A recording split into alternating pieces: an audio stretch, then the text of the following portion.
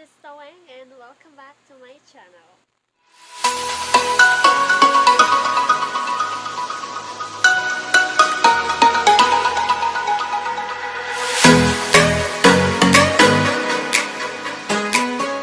So, for this video, gagawa tayo ng tutorial. Ituturo ko sa inyo on how to see or how to check yung mga deleted messages nila sa inyo na sinend sa messenger nyo. Or syempre, pag may nag-chat sa inyo tapos biglang dinelete, maku-curious kayo, di ba? Kung ano yung sinend nila sa inyo. So, may app na pwede nyong mabasa ulit yung dinelete niyang message na sinend niya na sa inyo. So, kung gusto mong malaman kung sino ang kachat ng jowa-girls nyo, or gusto mong malaman kung ano ang sinend ng crush mo sa'yo, panoorin mo ang video. So, first, punta tayo sa Google Play Store. Where's my Play Store? Here.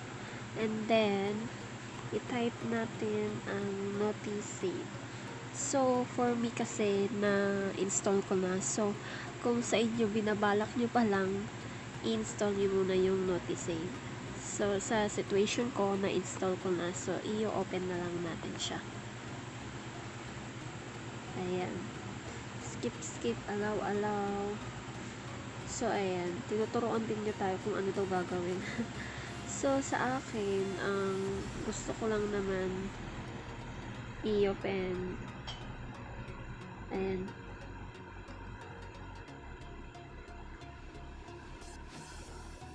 Open natin yung Notisave. Okay. And then, allow.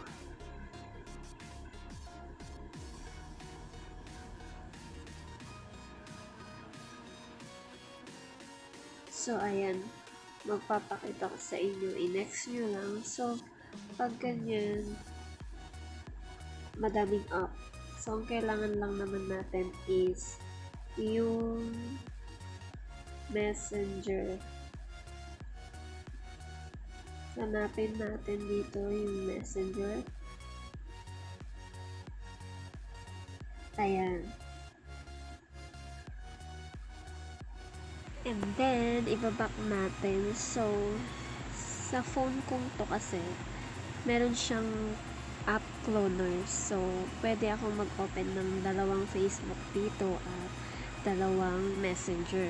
So, ang naka-open kasi sa phone ko is yung personal account ko and then yung account ng online shop ko, which is yung Divisoria Recta Abra.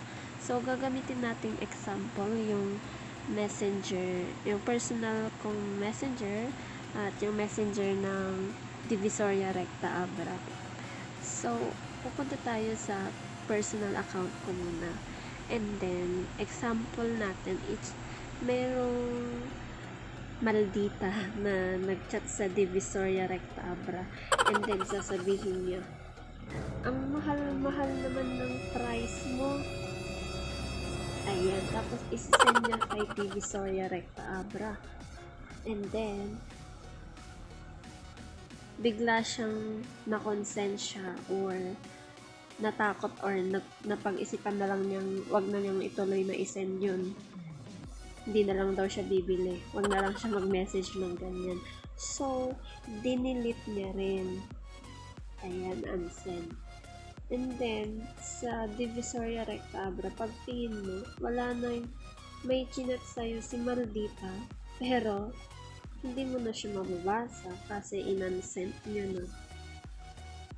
Pero ang hindi natin alam, may sinave akong or may app akong Notisave. So, pupunta tayo ngayon sa Notisave. Ayan. Ayan na yung chat ni Maldita. Diba? Ang mahal-mahal ng price mo, sabi niya. So, kahit na hindi mo siya mababasa dito sa mismong messenger mo, kapag meron ka nito, mababasa mo na. So, easy, diba? So, ulitin natin para masaya. I-delete muna natin tong mga nang-message. para kunwari wala pang message. So, kunwari naman, etong si Messenger 1, crush, eto, kunwari si Divisoria Rectabra, yung crush niya. Sasabihin niya,